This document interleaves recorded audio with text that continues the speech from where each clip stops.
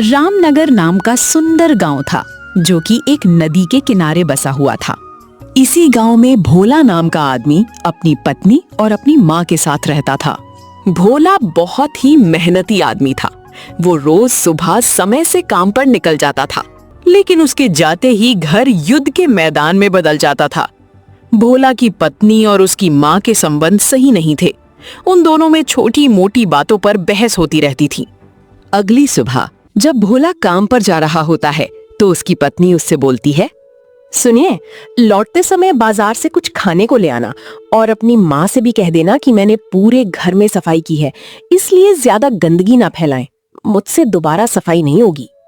अरे चल ना, बड़ी आई हुक्म चलाने वाली। ये घर मेरे बेटे का है और तू भी मेरे बेटे की कमाई पर ही राज कर रही है, भूल मत। हाँ। भोला बेटा, आराम से काम पर जा, तो इसकी चिंता मत कर। इसकी जुबान तो कैंची की तरह चलती है, इससे बहस करना बेवकूफी है। कुछ दिन बीत गए। एक दिन जब भोला शाम को काम से घर वापस आता है तो देखता है कि घर तो युद्ध का मैदान बना हुआ है। मैं ही रोज रोज खाना बनाती हूँ और सारे कामों के साथ साथ घर की सफाई भी करती हूँ। आप तो बस कूड़ा फैलाती रहती हैं। कान खोलकर सुन लीजिए, चाहे कुछ भी हो जाए, आज खाना मैं नहीं बनाने वाली। बड़ी आई मुझे बताने वाली, मुझे क्या करना है क्या नहीं मुझे मत सिखा। ये बाल धूप में सफेद नहीं किए हैं और ये मेरे बेटे का घर है। मैं जो चाहे वो कर सकती हूँ और जब चाहे कर सकती हूँ। तू मुझे नहीं रोक सकती है।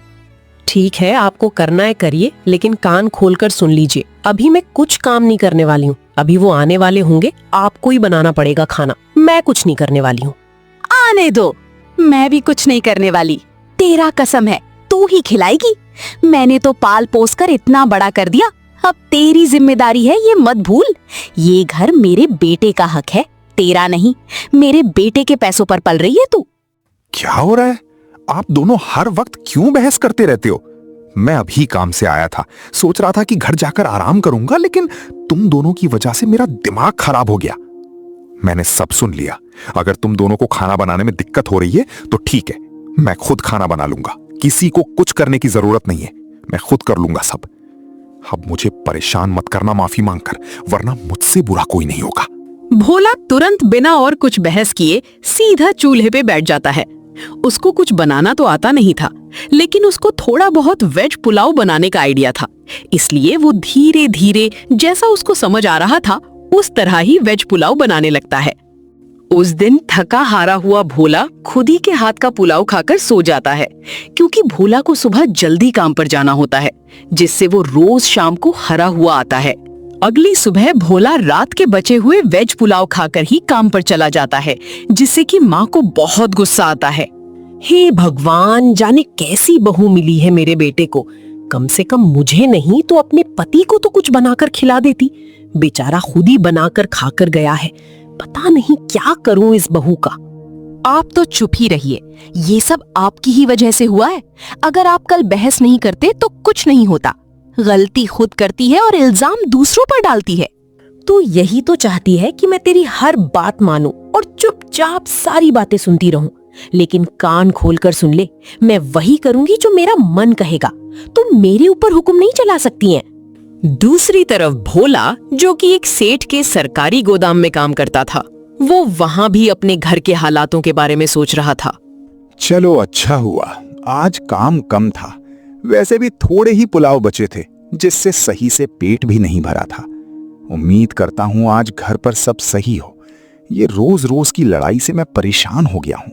एक तो काम से थक जाता हूं, ऊपर से उन दोनों की लड़ाई देखकर दिमाग अलग खराब होता है। जब शाम को भोला घर पहुंचता है तो देखता है कि आज कोई लड़ाई नहीं हो रही है और सारा काम हो चुका है। उस रात भोला बहुत दिनों बाद चैन की नींद सोता है। अगली सुबह जब भोला गोदाम पहुंचता है तो देखता है कि गोदाम तो बंद है। भोला बहुत आश्चर्यचकित होता है, क्योंकि आज से पहले कभी उसे गोदाम बंद नहीं मिला था। फिर वह अपने सेठ, जो गोदाम का मालिक था, उसके घर जाता है। सेठ जी, क्या बात है? आज गोदाम क्यों बंद है? आज से पहले कभी ऐसा नहीं हुआ था कि किसी दिन गोदाम बंद रहा हो और खुला ना हो। मुझे चिंता हो रही थी तो पूछने के घर आ गया। अब वो गोदाम हमेशा के लिए बंद ही रहेगा, क्योंकि ये गोदाम सरकारी था और इसकी समय सीमा खत्म हो चुकी है। अब तुमको कहीं और काम देख लेना चाहिए। भोला उदास मन से घर की तरफ निकलता है। रास्ता जंगल से जाता था। रास्ते में उसे पेड़ मिलता है। वो उस पेड़ के नीचे बैठ जाता है और खुद से बातें करने लगता है। हे भगवान, तू मेरे से ये किस पाप का बदला ले रहा है? एक तो पहले से ही मैं घर की लड़ाई से परेशान था, लेकिन जब मैं गोदाम पे आ जाता था उतनी देर के लिए उनकी चिकचिक से दूर रहता था और घर चलाने के लिए पैसे भी कमा लेता था।